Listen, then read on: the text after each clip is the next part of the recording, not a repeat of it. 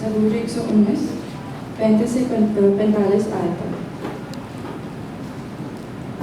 مجھے اپنے فرمان کی راہ پر چلا، کیونکہ اسی سے میری خوشی ہے۔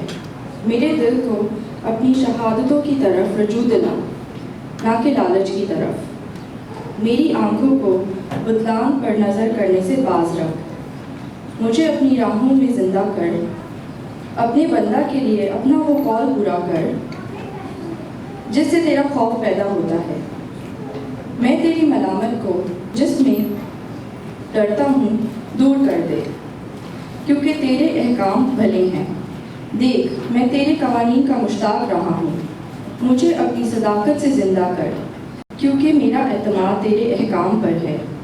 بس میں عبدالآباد تیری شریعت کو مانتا رہوں گا، اور میں آزادی سے چلوں گا، کیونکہ میں تیرے قوانین کا طالب رہا ہوں۔ پاک کلام کے پڑھے اور سنے جانے پر کلام کی برکت۔